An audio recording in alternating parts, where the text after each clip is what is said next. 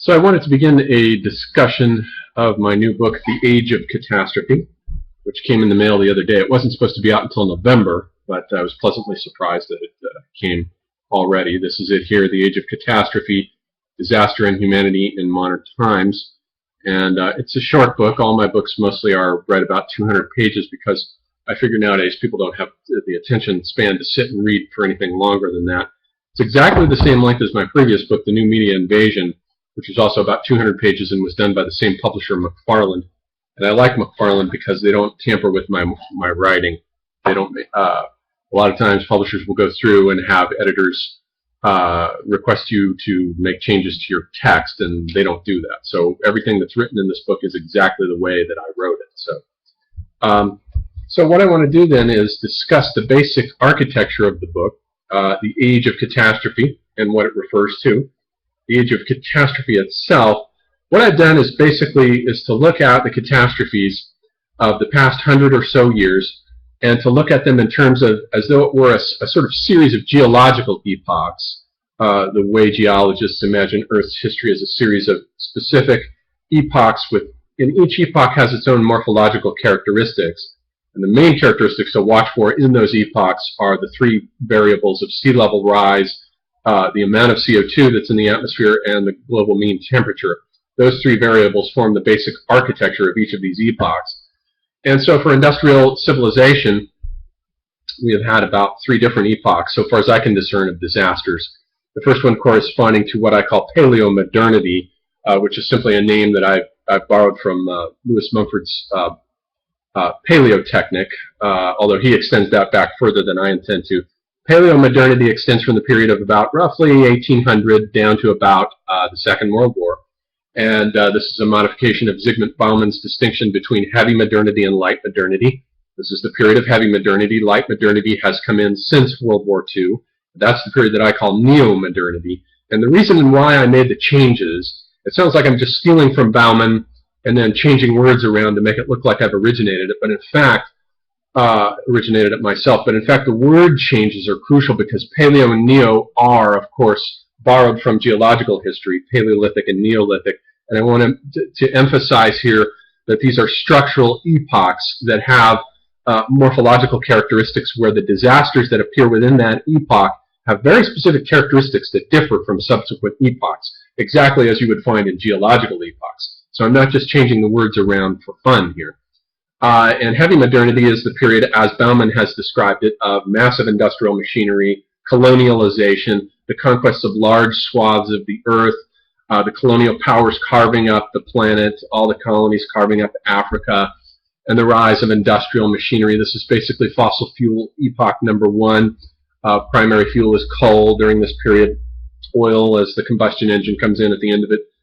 And so the disasters within this epoch, and I've only written in this book about two of the disasters from this epoch, the sinking of the Titanic and the explosion of the Hindenburg, simply as emblematic or archetypal disasters of this epoch.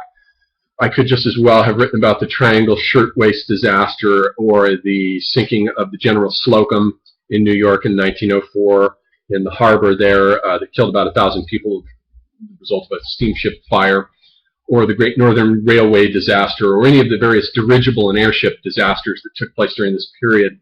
I could have written about any of those, but I specifically chose the sinking of the Titanic and the explosion of the Hindenburg as emblematic for the types of disasters that occurred up to World War II. And that is to say that the characteristics that these disasters have is that they are very local. They occur in an isolated geographical area. They're basically linear. The causes produce linear effects for the most part. We know what the causes are, and we know what the effects were, and they won't go on producing more effects in the future, as Ulrich Beck has pointed out, from whom I've also borrowed here in this accidentology. They won't continue to bear effects on into the future. They're confined to specific geographic coordinates in time and space. We know that the Titanic sank in 1912 off the coast of Newfoundland there. We know how many people died, approximately 3,000 people, and we know what happened as a result of it. J. Bruce Ismay bore a lot of the responsibility, and new safety restrictions were put into place. A certain degree now of lifeboats had to be instituted. The telegraph situation had to be 24 hours from that point on. and so forth. So they're very, it's a very specific, manageable set of coordinates that govern these industrial disasters of what I call Paleo Modernity. This is not the case in neo-modernity now. In neo-modernity, which comes in after World War II and is characteristic up to about, let's say, the year 1999, just for the sake of convenience. There's a third epoch after that. In neo-modernity, we begin to get larger disasters, such as Bhopal, the disaster that occurred in the 1980s in Bhopal, India, in which there was a chemical leak of a very dangerous pesticide that Union Carbide was manufacturing, the pesticide called 7. There was a leak, and this leak poisoned the town and killed thousands of people.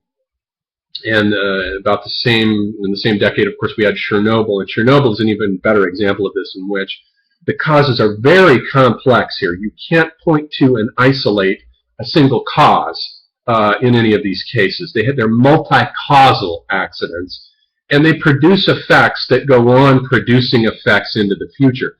There are still unborn children who bear the effects of the radiation poisoning of Chernobyl on into the future, who will bear birth defects as the result of that accident. So it'll keep on radiating effects on into the future.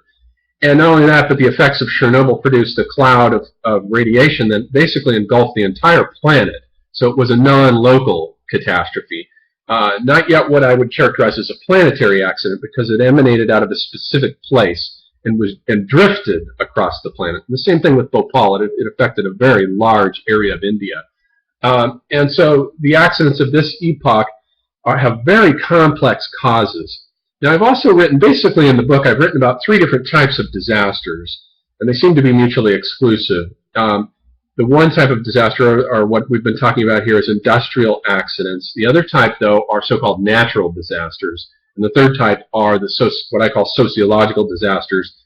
Columbine was an example in 1999 of a sociological disaster, but so also in the early 90s was the Ohm Shinrikyo nerve gas attacks in the Tokyo subways, and also 9/11. These are sociological disasters. And the reason why I have worked in some of these sociological disasters, specifically as structural characteristics of disasters from neo-modernity, is because in neo-modernity, these sociological disasters tend to take on the configurations of industrial accidents. They actually tend to draw from industrial accidents as the models and templates by means of which they take place.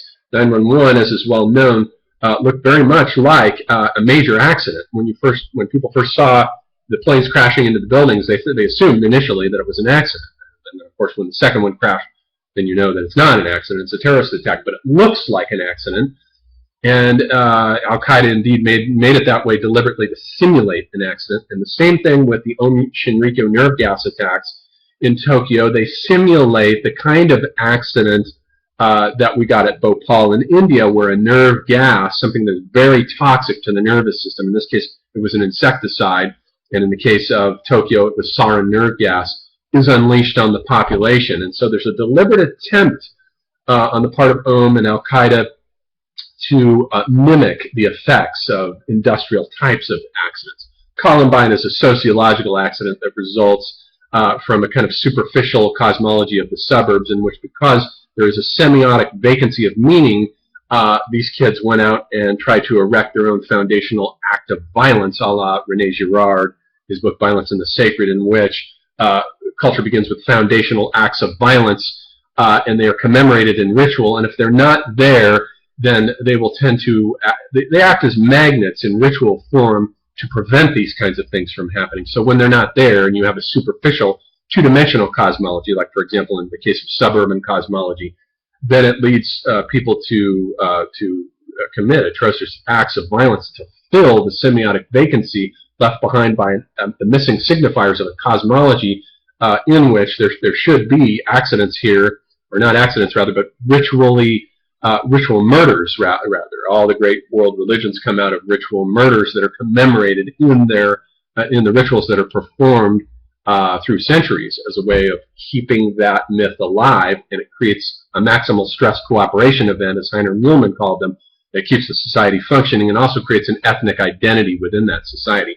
Our suburbs, with their flat two-dimensional cosmology, don't have that kind of depth to them, and many of the children growing up in these suburbs suffer from a deficit, a semiotic deficit of meaning. There's a nihilism there. They sense something missing and they don't know what it is, and they don't realize that it's precisely this kind of foundational act of violence that is then sanctified in the form of ritual, which prevents these acts from happening to the society as a kind of autoimmune disorder, and that's what you get. You get these acts as sociological disasters that are the result of a disintegrating cosmology, a macrosphere that has broken apart and has given rise to these accidents. So I've written about these three different kinds of disasters as part of the same world of ever-unfolding, accelerating disasters. And the other thing to note about them is that all three of them are entwining together such to the point that really with natural disasters, there really is no such thing anymore as natural disasters. And this moves into the third epoch of the book, the actual age of catastrophe, which refers to the third epoch here, which begins around the year 2000, roughly, and which covers the events of the past 10 years, in which we've had things like the 2004 tsunami, and the tsunami, and the earthquake, the Tohoku earthquake in Japan in 2011, the Sichuan earthquake in China in 2008, Hurricane Katrina, the 9/11 terrorist attacks. All these are planetary scale disasters. They're disasters that implicate the entire planet. And they have to do with the shifting into a new age of catastrophe that is basically, the phrase age of catastrophe is my means of popularizing what geologists are now proposing to call the Anthropocene age. Now, we've been in the Holocene since the end of the last ice age, when the glaciers melted 14,000 years ago. And they melted, and we've been in the so-called Holocene ever since then. But now, because of human tampering with the atmosphere, especially with greenhouse gases such as CO2 being outgassed into the atmosphere, now they're up, as of today, they're at 395 parts per million, which is the highest they've been in 3 million years.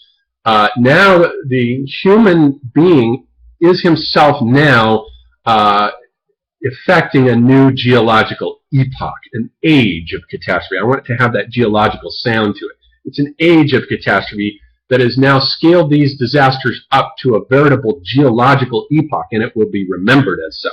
It'll leave its marks in the strata. People in the future, future archaeologists, will be able to take core samples from our age and see the rise in the CO2 levels and say, well, these guys were crazy. The CO2, it hasn't been over 300 parts per million. In the year 1800, it was at 295, or 1900 rather, it was at 295 parts per million. So it's gone up by 100 parts per million in 100 years. It's now at 395. Probably by 50 years from now, it's going to be at 450 ppms, and probably by 2100, it'll be at least 500 ppms, possibly even 800. It's rising faster and faster and faster. The problem is that CO2 has never been put into the atmosphere this quickly before in geological history. We're putting it into the atmosphere at a phenomenal rate. And the rate is so fast that it will take a while. There's a phenomenon known as climate inertia or thermal inertia. It will take a while for the other variables, sea level rise and the global average mean temperature, to catch up to the amount of CO2 that we have put in so quickly with these fossil fuels that we've taken from a long-lost geological age, the Carboniferous age, which is an age approximately 350 million years ago.